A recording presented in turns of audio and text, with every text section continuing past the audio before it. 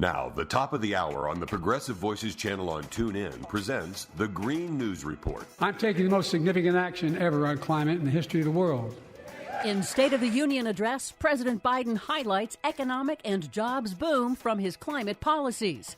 February 2024 obliterated global temperature and ocean heat records. Plus, Great Barrier Reef hit with yet another mass bleaching event. All of those disturbing events and more straight ahead from BradBlog.com. I'm Brad Friedman. And I'm Desi Doyen. Stand by for 6 minutes of independent green news, politics, analysis, and snarky comment. We're also making history by confronting the climate crisis, not denying it. I don't think any of you think there's no longer a climate crisis. At least I hope you don't. Keep hope alive, Mr. President. This is your Green News Report. Okay, Desi Doyen, a new month is beginning to get underway. Therefore, numbers are coming in from the previous month, and they are as troubling as we feared they might be. Yes, indeed. Winter was weirdly warm for half of the world's population, with unusual heat from Siberia to South America, Africa to Australia. That's according to an analysis of temperature data from hundreds of locations worldwide by Climate Central. The researchers also concluded that man-made climate change played a recognizable role in the winter heat waves in cities worldwide. It was also the hottest February ever recorded globally since records began in the mid-1800s. February was the 9th straight consecutive month of record monthly temperatures, according to Europe's climate agency Copernicus. Copernicus also confirmed that global ocean temperatures in February were at an all-time high for any time of year. Scientists say most of the record heat is driven primarily by the burning of fossil fuels, with a boost from a natural El Niño weather pattern in the Pacific Ocean.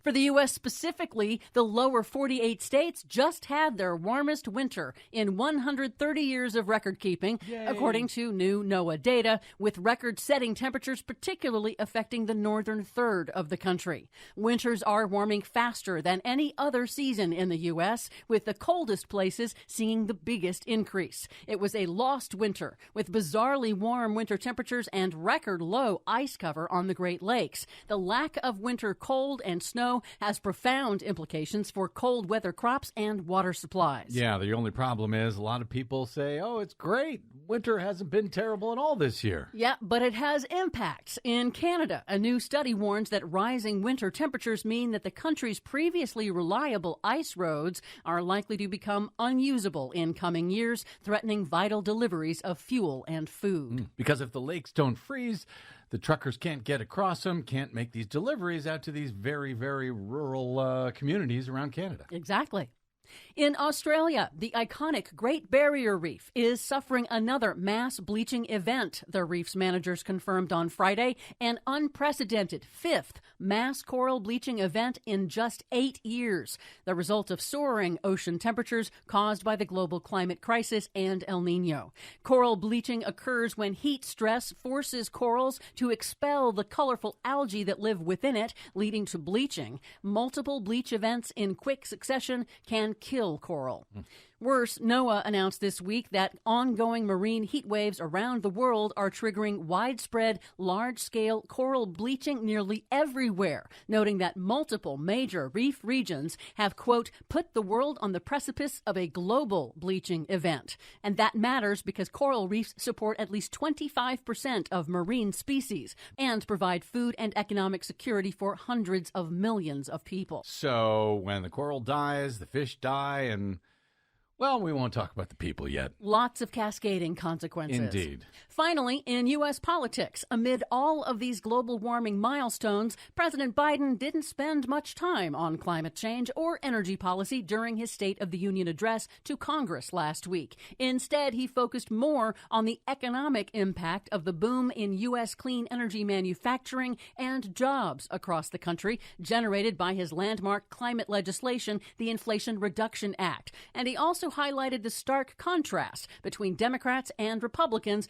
on climate policy and for their climate science denial. I'm taking the most significant action ever on climate in the history of the world. I'm cutting our carbon emissions in half by 2030, creating tens of thousands of clean energy jobs like the IBEW workers building and installing 500,000 electric vehicle charging stations.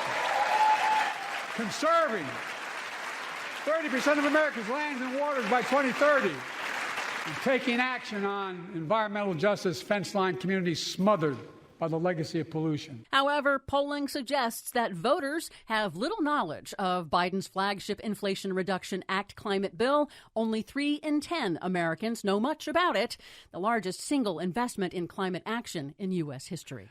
Those are the 3 in 10 that listen to the Green News Report. For much more on all of these stories and the ones we couldn't get to today, check out our website at greennews.bradblog.com.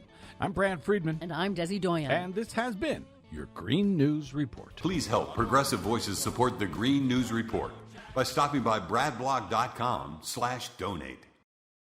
PV brings you the best progressive audio and video in one free stream. Stephanie Miller, Tom Hartman, Randy Rhodes, David Packman, Brad Friedman, and more. Search Progressive Voices on the TuneIn app. Download the free Progressive Voices app or go to progressivevoices.com.